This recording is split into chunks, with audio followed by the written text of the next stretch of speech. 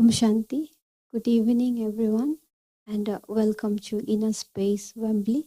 And to those who are watching online, you're welcome and a very good evening.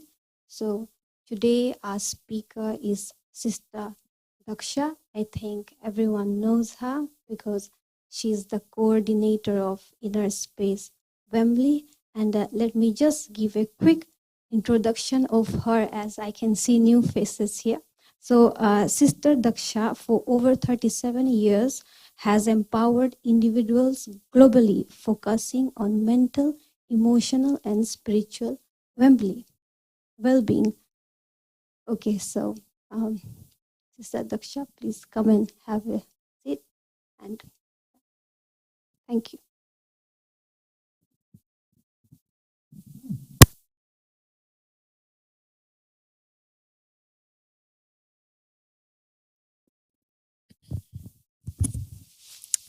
So good evening, everyone, and good evening to those watching us online. Anybody remembering the theme? Is aware of the theme today?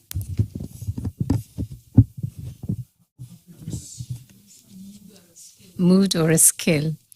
And what I'd like to add to the theme is happiness, a mood, or a skill, or an innate nature. Right? So I think the true way of defining happiness is that it's our innate nature. So to begin with, let's just have a moment of silence together. So to bring back, all our thoughts and focus here and the now, the sharings we're going to do, and please feel free to ask questions or share your comments in between. But for now, park all the other thoughts and be in the present. So let's just start with a few moments of silence.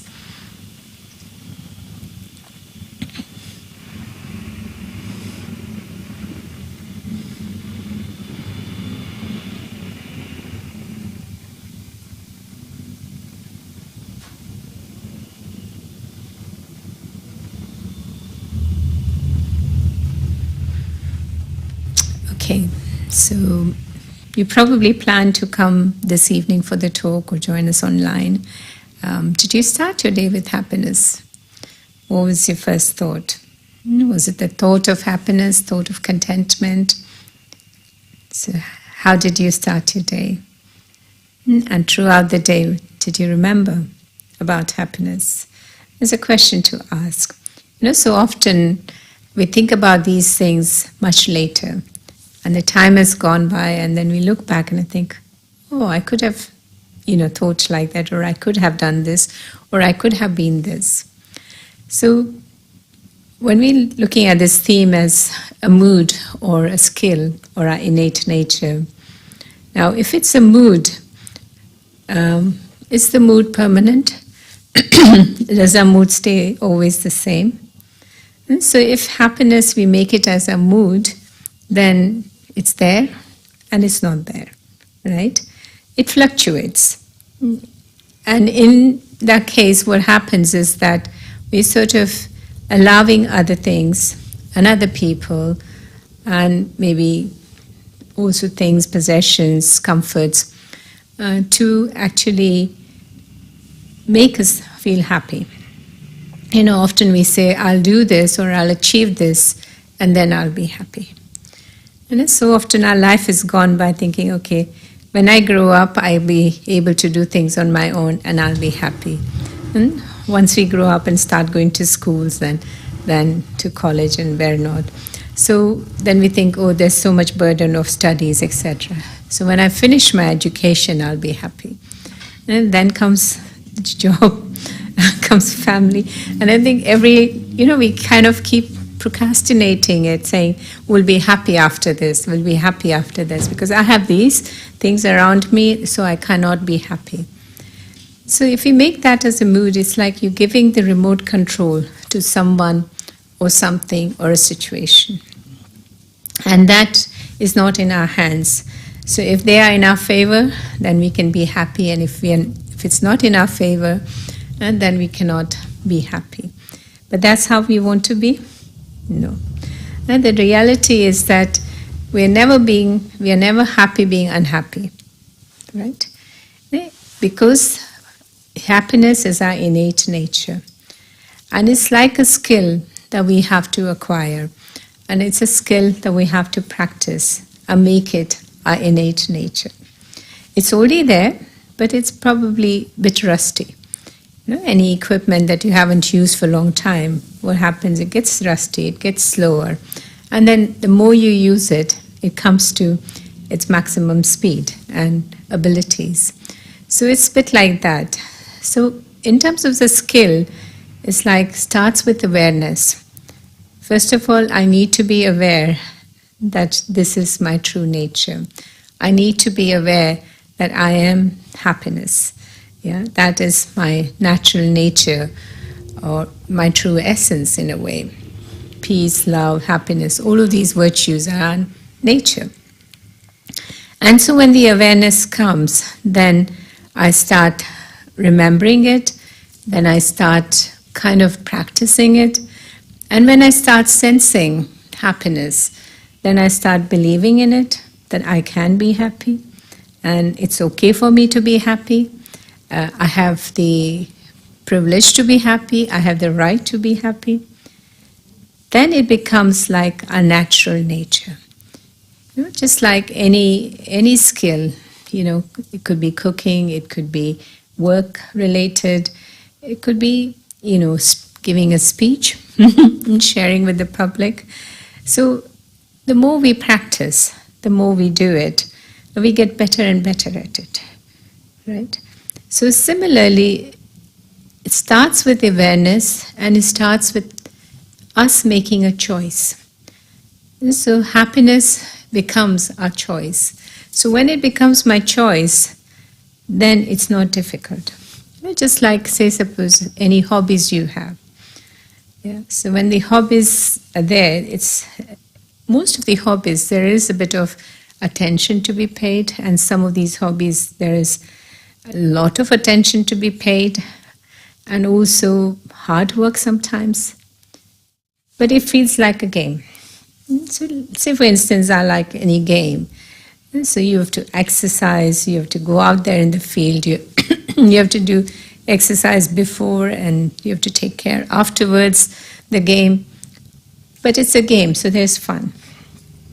So these choices we make in our life, if it becomes like playing these games, or kind of entertaining our hobbies, or getting better at our hobbies, then what happens, that becomes so much easier, and then it becomes our natural nature. So let it be something that we choose.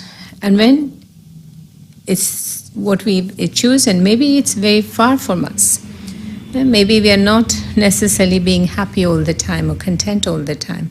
It may seem very, very far. But if I made this choice, then I try again and again till I get it. Yeah? And the failure doesn't seem a failure, but we say, okay, I'm 2% better today, and then I'm 4% better tomorrow, and then I'm 6% better another day, and it keeps on increasing, right? So then it just becomes natural nature for us to attain. But if it is like moods, then it's swinging.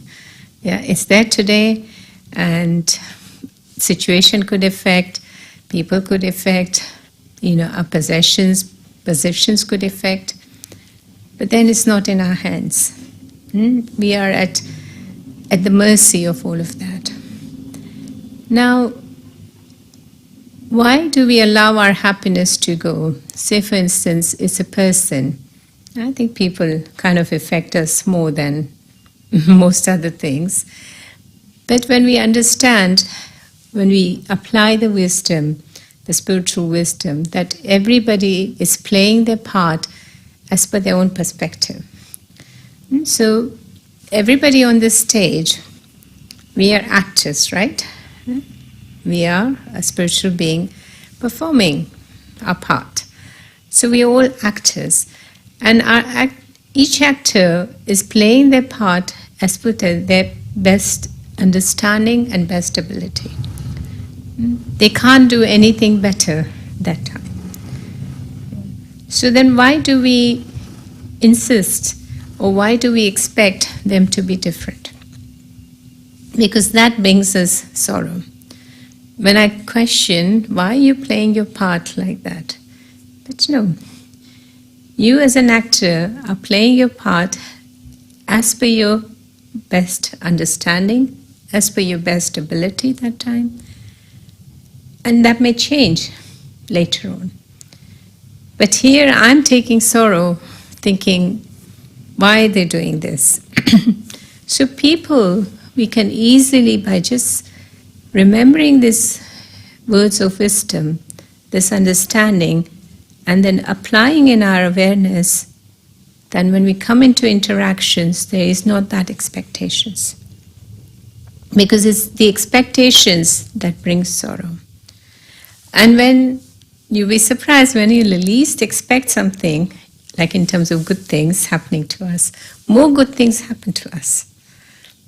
And when we expect things to happen to us, then one little thing that's we're expecting, if it doesn't happen, we kind of not enjoy the 1,000 things that might be good around us. True or not? Can you relate to that? Because our focus is on getting one thing, but there are 1,000 things that are performing well. But no, my attention is I want to achieve this. But maybe it's not the right time. Maybe I don't even need it. I think I need it because you've got it. I think I also should have it. So when does this fluctuate? It's because there is that comparison in our lives. When we compare with people that you earn so much money, I don't, or you have so many cars, I don't, yeah, or you have so many skills, I don't. You're a people's person, I'm a private person. It's a comparison. But if I'm able to then kind of learn to respect each one's specialities and kind of overlook the things that are not right. It's not that we're not aware of it, but we kind of sort of don't make that a priority, and the priority is seeing people's specialities. And when we see people's specialities and when we acknowledge those specialities, then you find that they want to become even better and better.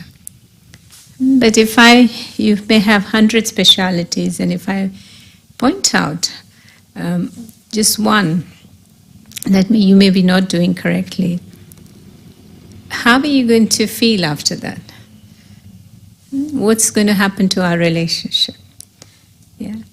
And often we do it, and I know for myself I'm guilty of that many times, but I'm learning more and more, getting wiser by the day, is it's often done out of protection.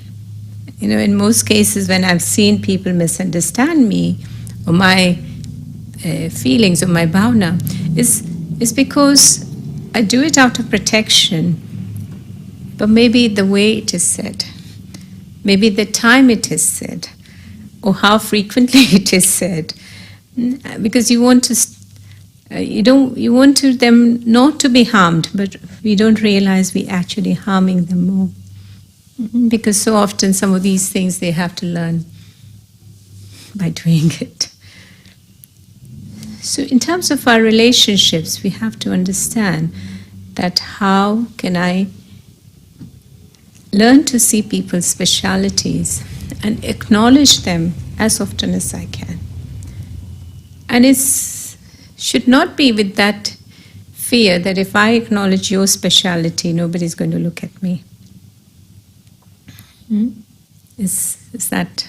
Because that's a fear sometimes, you know. Like if I say good things about you, then does it mean that I'm not good? See, in the worldly sense, we often do this quite subconsciously. Yeah. But if I understand that anybody who sees everybody's speciality is actually special themselves.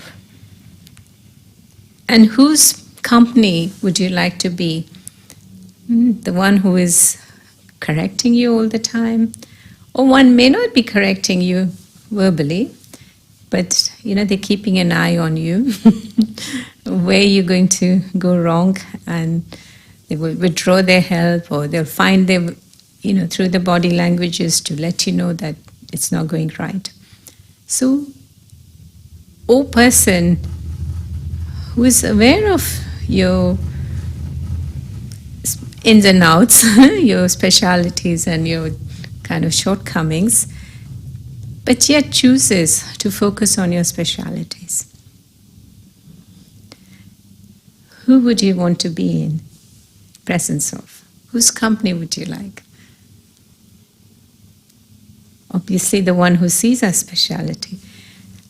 And by seeing everyone's speciality, they become special themselves. So it's like, we practice Raj Yoga here. And I'm remembering the former head of the organization, Dadi Janki, and she would say, we're teaching Raj Yoga. Raja means king. So I want to make everybody a king.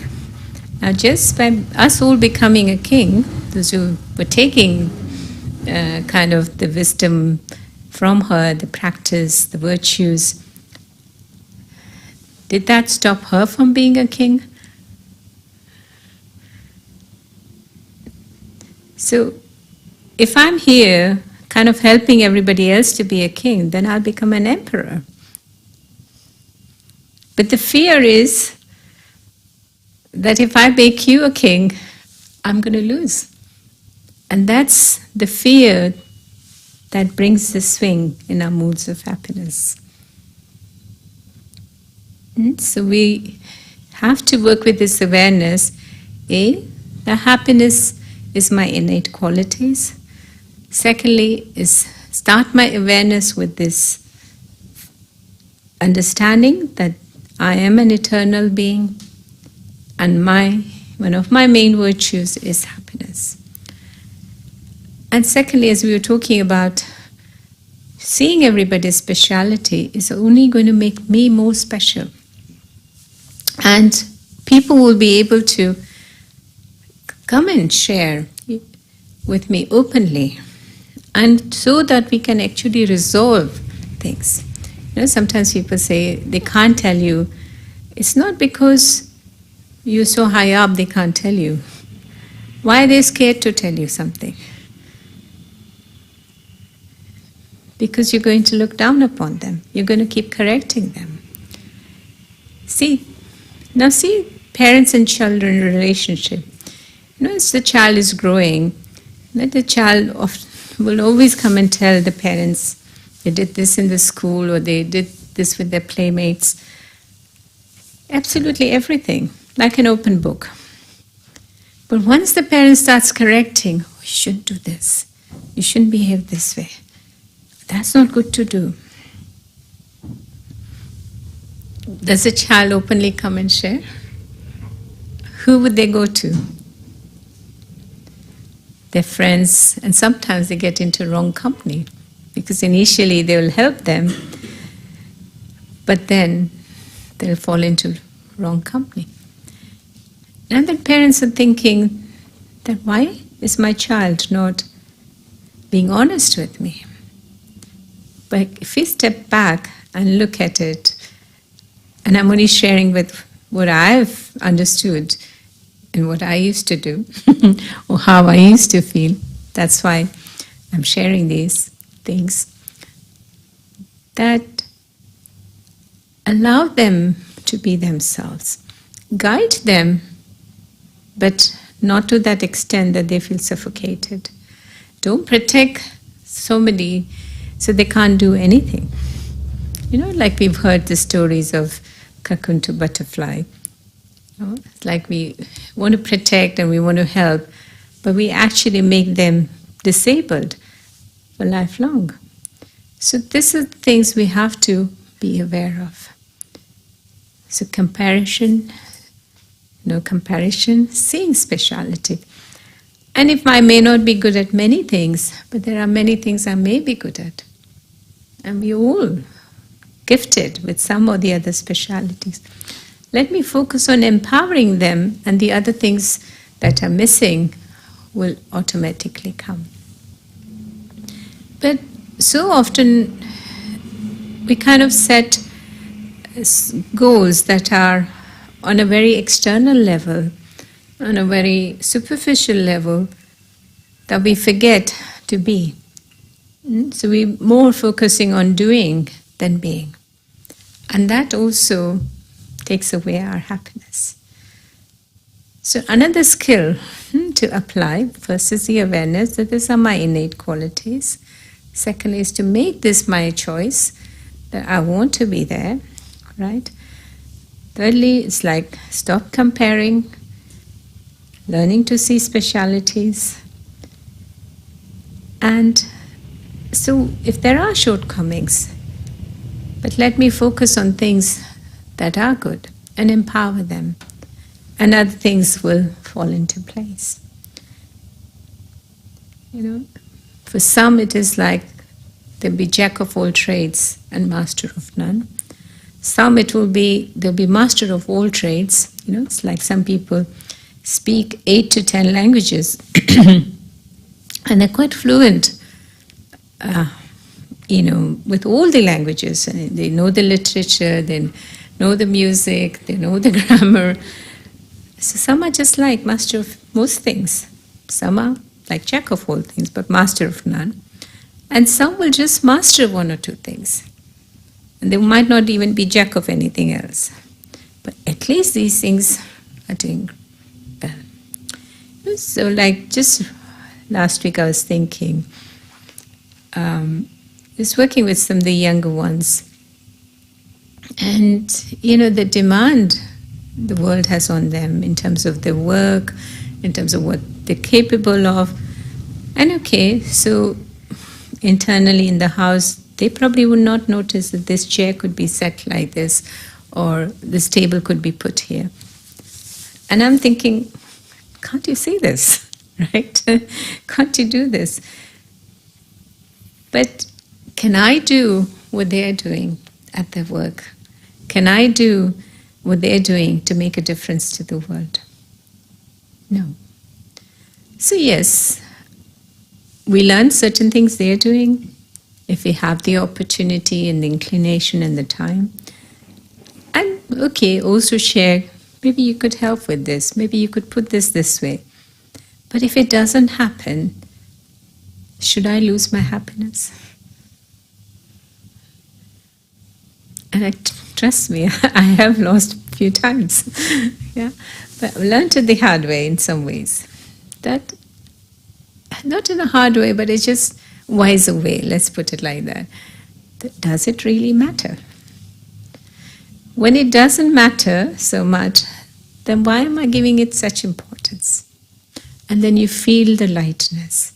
So it's the choices you make throughout and the awareness you hold on to that makes a difference. Are you all with me? Good. So also I wanted to talk about, in terms of what we're seeing today, the hardships the world that's going through, the situations. I need not go into the lens of it, because we're all aware, and you probably know more than I do about what exactly is happening in the world. But enough to know that there is tension everywhere. There is uncertainty that people are sensing. There is fear that's emerging. People are not sure what's going to happen next moment into their lives. Just a few weeks ago, so many people must have gone out holidaying, or for functions, or for one reason or the other, and just coming back to where they are has been such a hassle. A lot of our regular students, so from October until April, We have special events once a month or twice a month at our headquarters, which we go to. Yeah. So a lot of travelers, a lot of pilgrims as we call them, but most of them, some of them was smooth ride, that they didn't have any changes and the planes were in time, that everything else was okay. But many of them had to either change tickets, buy new tickets, change the route, change the timings. Some people had to stay extra week, 10 days. The loss at work or the family commitments. So there's a lot of uncertainty. There's fear in people's hearts. There is so much sorrow and pain. How do we be happy in such situations? So rather than you asking me a question, I know these questions would come. It's not about happiness as in I have everything and I don't care what happens to others. No, there is a lot of compassion, lot of love for everyone. And this is why we have to be happy. Because it's my happiness will bring some joy in people's life. Or if I am in that situation, I can be joyful and also people around me can be joyful. Do you understand what I'm saying? Because often we think that if the situation in the world looks very grim, I need to be also very grim. There's no need. Because it's already very grim, and if I become too serious about these things, and I'm not saying we're not worried, I mean the concern is there, the compassion is there. But I'm just proposing a different way of sharing that compassion. And that compassion is through being happy, no matter what situation may be around you. And we have to practice this because we really don't know where we're going to be next. Things externally, for a little while, it's not going to change. Eventually, it will totally change to something very beautiful. But this period of transition, externally, there will be more challenges. Often it is said as like the whole of Himalayas, which is the tallest mountain in the world, sort of will fall, it will melt. But your happiness should not go. You could be on the gallows, but your happiness should not go. Hopefully we won't do anything to be there. But you know what I mean, these are the sayings that we're seeing it's happening. One simple method to add, in terms of the few things I've already listed, is to remember that this will pass too. Yeah? Just think of few challenges you've had in your life and how difficult it was at that point in time. But with time, with God's help, you were able to overcome. And so time and God are greatest healer. Right? So if I remember and remind myself that this will pass too, I have the patience, I have the assurance that in the seemingly not so good situation, there's something good happening. It's a bit like the cycle of the nature, when the nature goes to standstill during severe winter. And all we see is snow around. But underneath, the nature is doing its work. And before we know it, what comes? Spring. So if I remember that spring is round the corner, we are in the severe winter time in terms of the commotion and the chaos, and a little bit more to come, or maybe much more to come. But hold on to this faith and trust that spring is just round the corner. But how do I bring that spring round the corner? It's that underground work. Like when we see these war scenes, did we actually ever know that the governments had so many armaments? Where do they keep? Right? It's like 80-90% of the people in the country, that nation, doesn't know where these things are kept or what do they have in store. Occasionally we get the news saying we had this and that and the other, like on a national day or a Independence Day or a country's day. And there are some of these things that we get to see. But besides that, we don't know exactly what it's all about. But it's internally things are happening. And I'm not saying armaments, etc., are a good thing for anybody.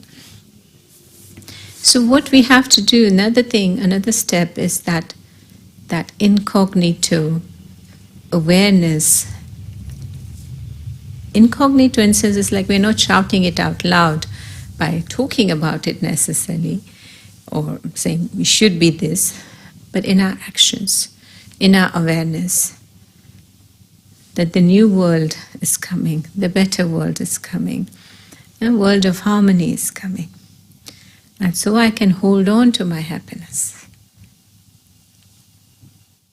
Because if I see sorrow, I see sadness, and I become sad, and I'm hearing about the new world coming, better days coming, which understanding do I want to invest in? Visualizing, they're both like companies. One is sinking, but very much prominent at the moment. Other one is emerging, not so visible. Which one do I want to invest? Choice. You following what I'm saying? That though it's not visible, it's in the making. We are in the severe winter where so much underground, good things are happening as well. So now, should I get scared seeing what's happening externally? Or should I kind of invoke and emerge the things that are happening underneath in an incognito way to come out quickly?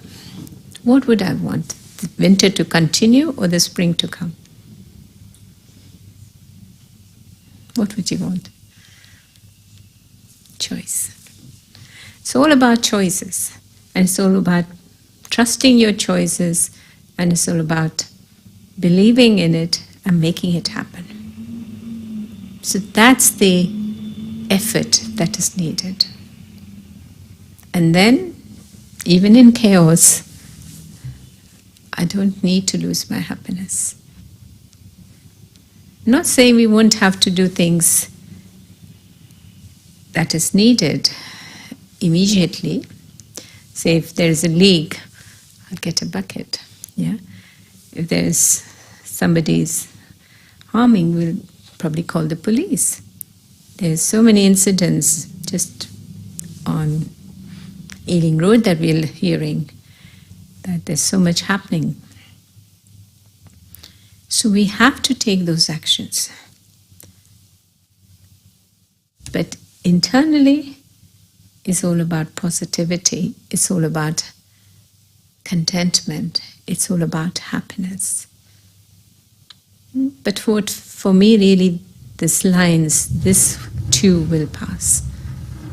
It just gives me such hope, such assurance that it's not as difficult as I think. Then the situation feels like paper tiger. Externally, it's like a tiger about to pounce on me. But it's a paper tiger. I just hit it like that and will blow off. But if I don't trust, if I don't make those choices, then the tiger will eat me up. And then I can find many ways to justify, like, I knew this will happen to me. And I can play the victim card.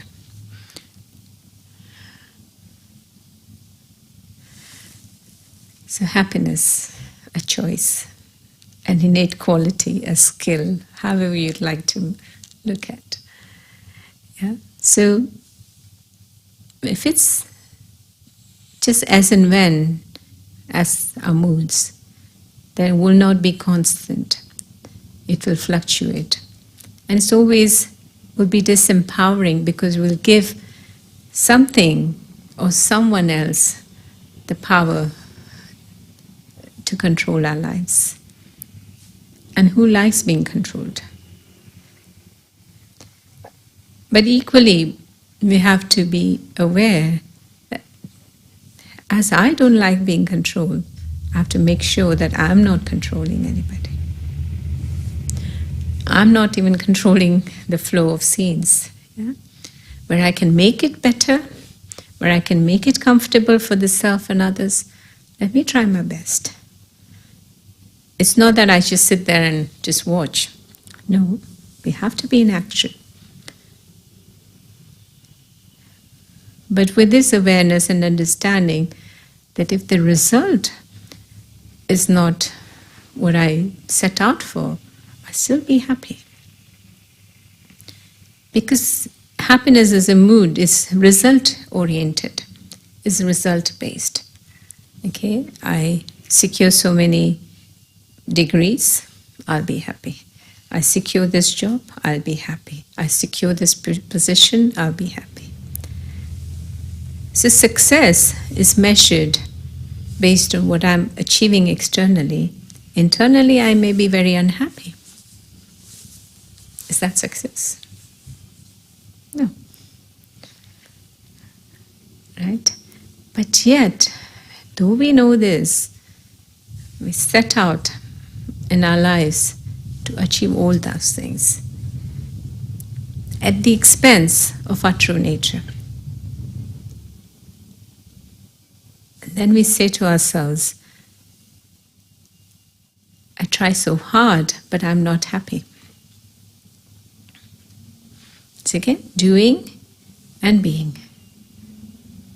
So let's focus on being who we are and doing what has happened. Today somebody just came back from our headquarters, and also she was in one of the cities in India, and her flights got delayed and she had to wait extra few days before she got another flight. And she kept saying, as she came, saying everything is just working fine.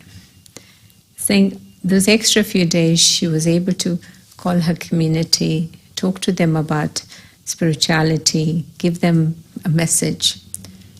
At first I was thinking, should I go back to the headquarters, spend extra days there? Should I find another flight and pay extra and pay this and that and come back early? But then something said, no, whatever is naturally happening, let it happen. Just extra few days. And within those few days, you got to do a lot.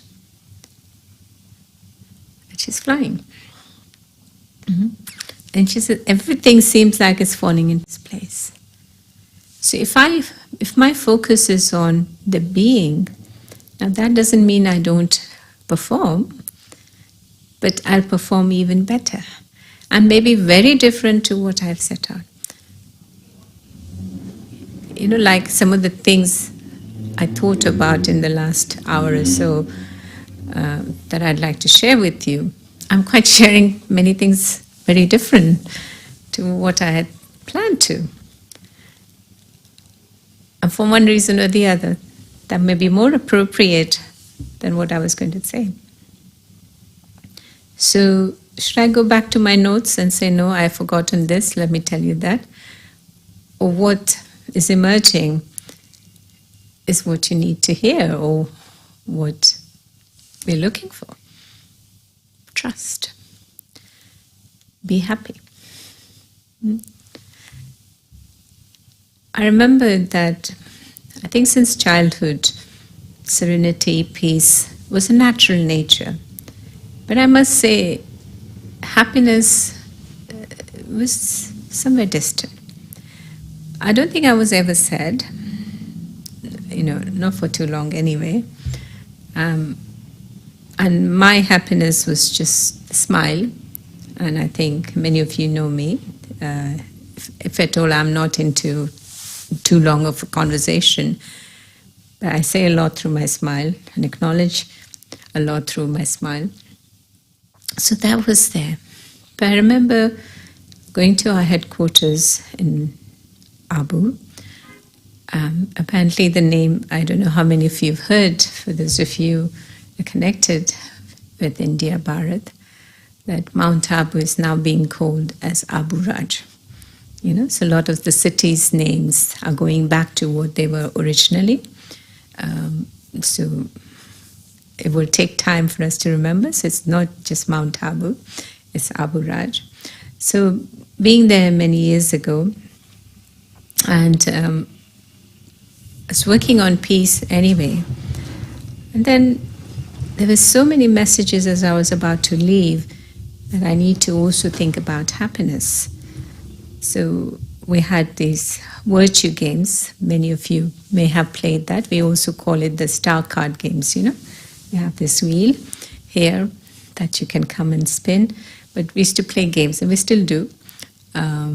So there was a choice. We had to select about 12 cards in that. Sometimes we just play with 6 cards. And about 4 or more of the cards that I picked up from a pack of 50 was about happiness. So cheerfulness, happiness, etc. And then I was taking leave from our seniors and was seeing few of our seniors. That's what we used to do before kind of leaving for our bus or train or whatever it is that we were taking to go to the airport. And all of them, like 3 of them were talking about just share the message of happiness. Different words, but similar message. And I think since then, it's been many, many years ago. So for me, it's not just peace anymore, but happiness is equally. I'm not one of the ones to laugh out loud and, kind of always dance or whatever. It's getting more easier for me now.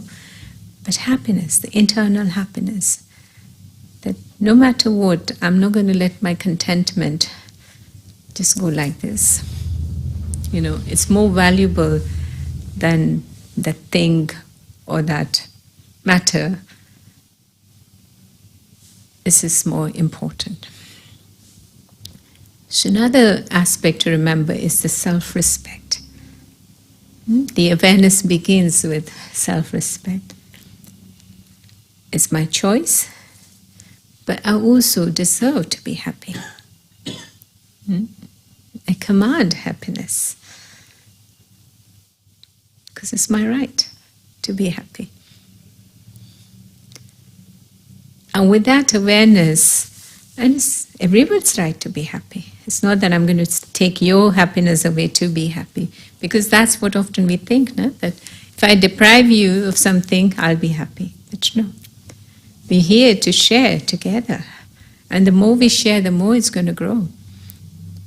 Other things you've shared, you might lose, if you give food or, whatever. That physically is going to go away. Mind you, the blessings comes, the good wishes comes.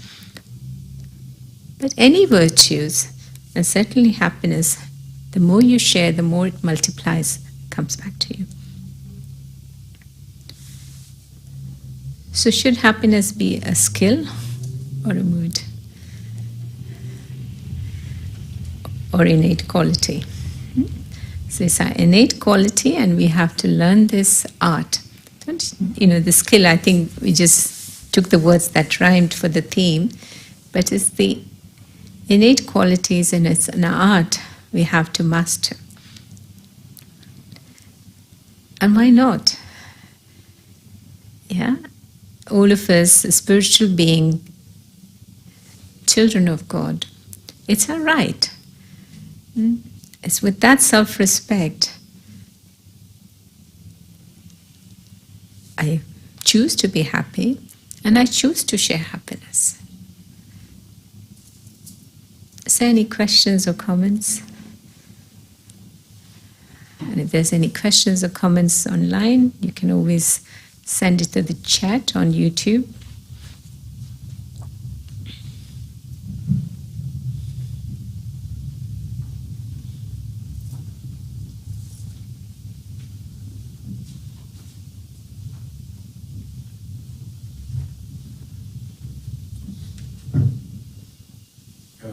Thank you, sister, for the session. In today's knowledge session, I heard about that there's roots and shoots.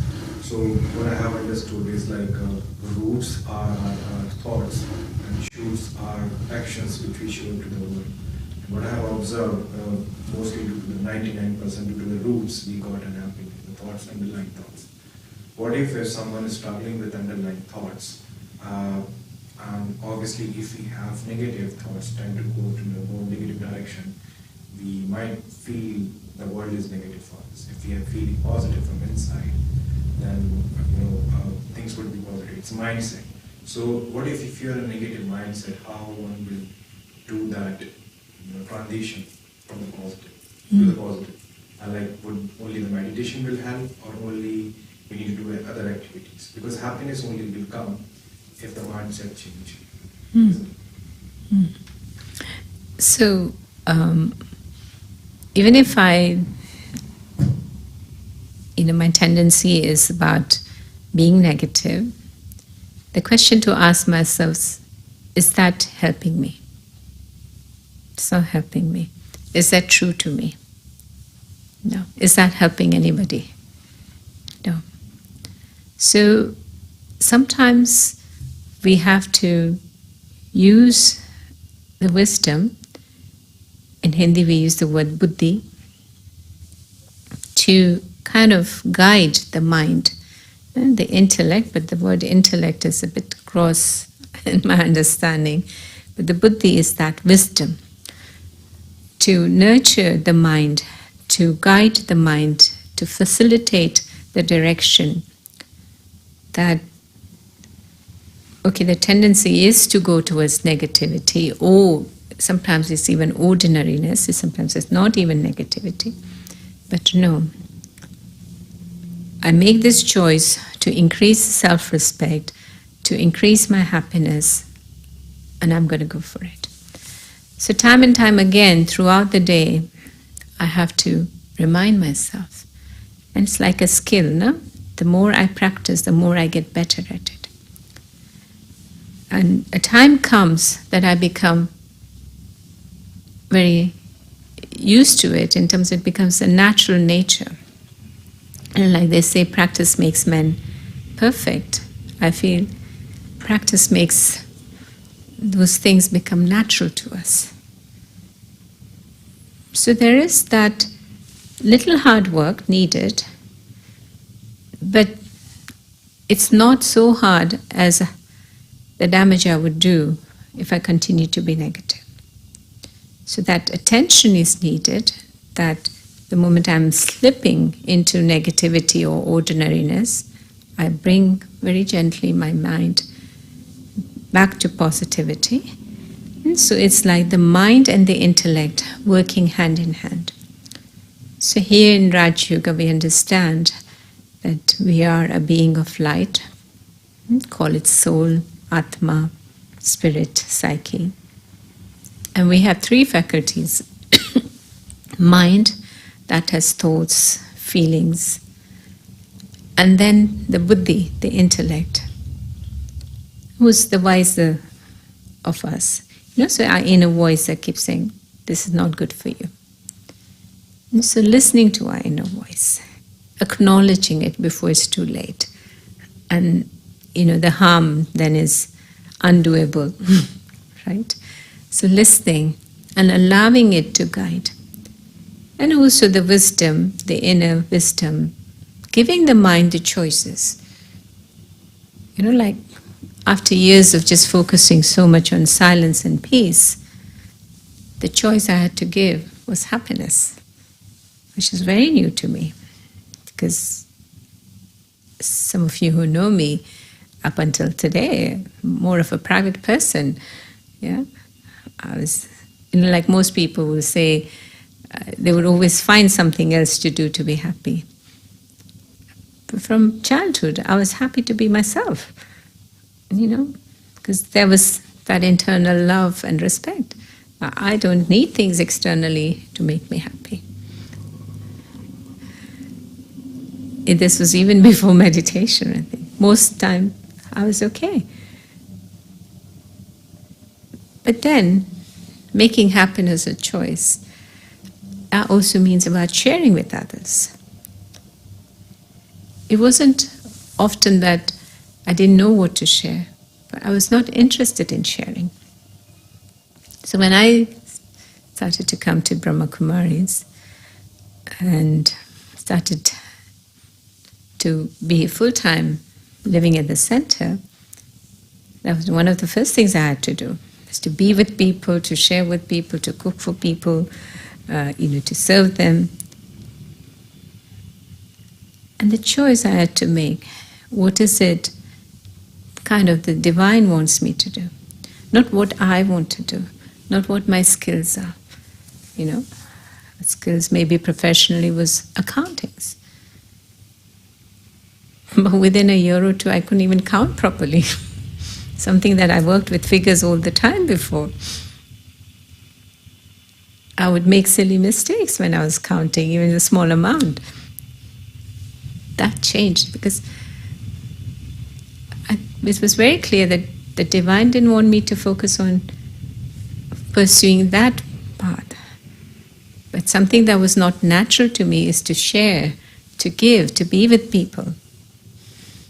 So always anybody, even when people ask me about taking the decision, I said, don't ask yourself. See what God would like you to do. And then go for it. Even if it's difficult. Even if it's not natural. Because in short time you will see that that was the best thing for you to do. And for that, of course, we need some form of a spiritual guidance, like meditation, that connection, that understanding with the divine.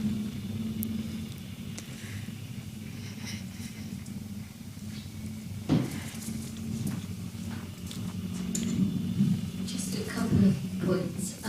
Going back to what you said about the undergrowth and expecting the best out of the undergrowth. There's another phrase that I use is only good lies ahead. True. Only good lies ahead. And about the gentleman's comments, the way I look at it, I've read some books on this, I'm just quoting from that. We have neural pathways in our brain. Indeed. And so if you recognize a limiting belief or something that's holding you back, become aware of it, but then try and replace it with something that's more positive.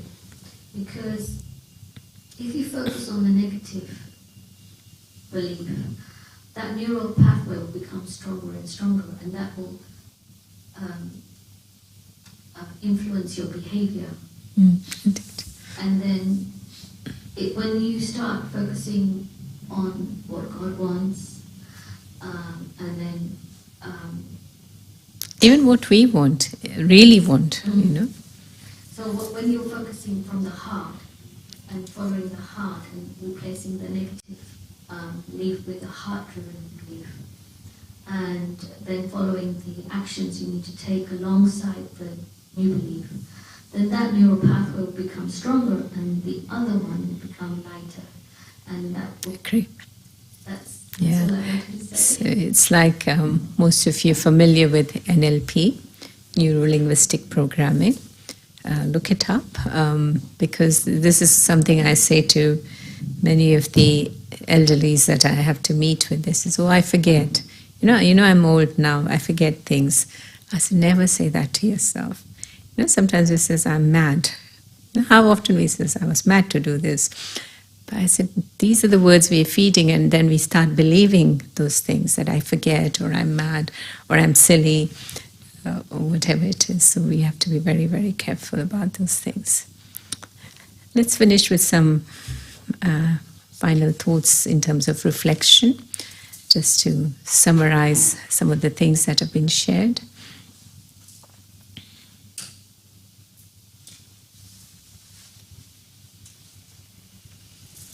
I sit back relaxed,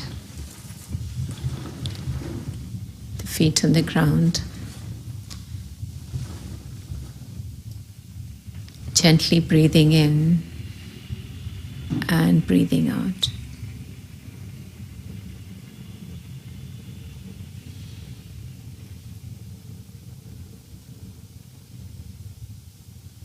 I breathe in and breathe in, out.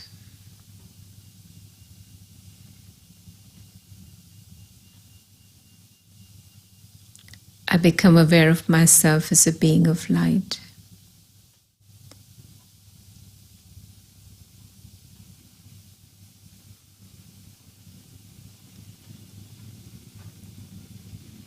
Peace, compassion, happiness, contentment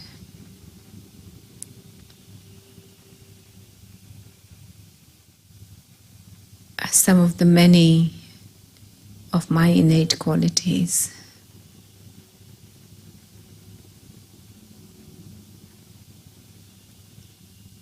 Happiness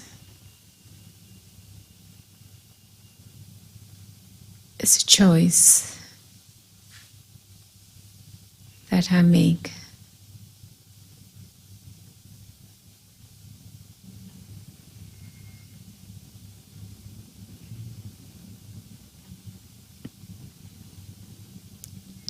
With this awareness,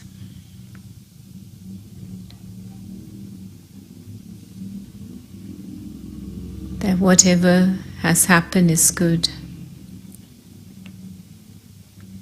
Whatever is happening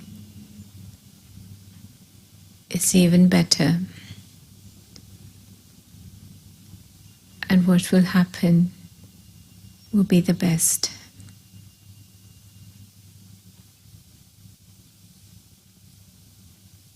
The choice I make to just focus on specialities whilst being aware of the shortcomings of self and others.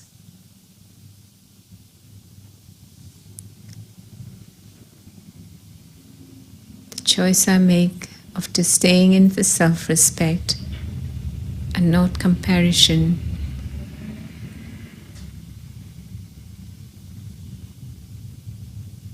The choice I make is about taking control, being in charge,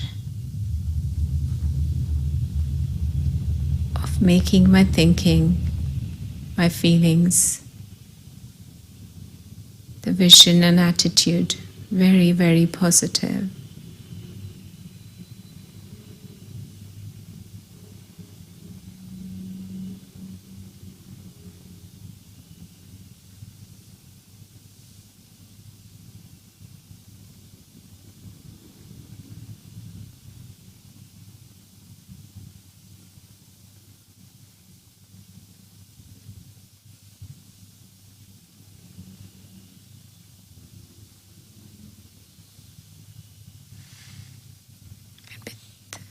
Becoming aware of all these choices and the willingness to perceive in a positive way, adding the perseverance when I may fall or slip.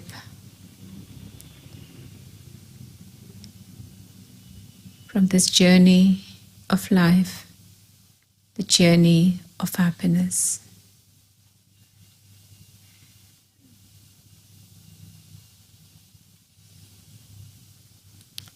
Slowly I bring back my attention to where I am.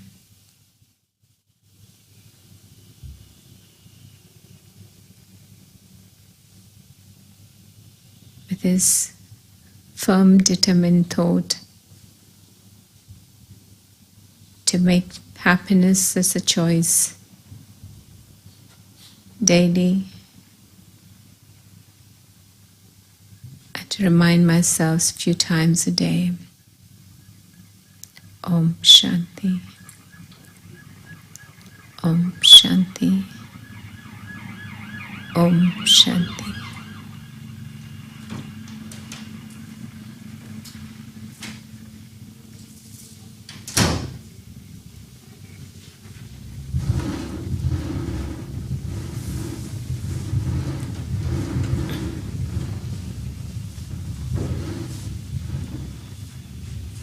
Thank you, Sister Daksha. Talk was really inspiring, and you radiate peace, love, and happiness, and I think every one of us can feel that. And let me just make a quick announcement. The topic for next week, Tuesday talk, is Inner Skills for Changing Times. And we have in-house courses, which is on 18th and 19th March. Topic is Learning from the Past. It starts from 5:30 p.m. to 7 p.m.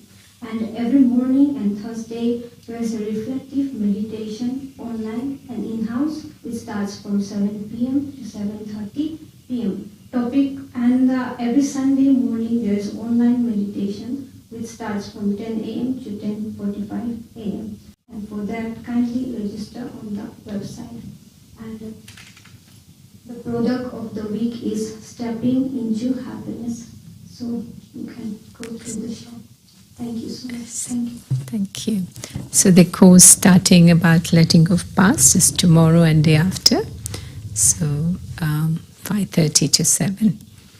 Thank you, and happy journey ahead in life. Wish you the best. Thank you.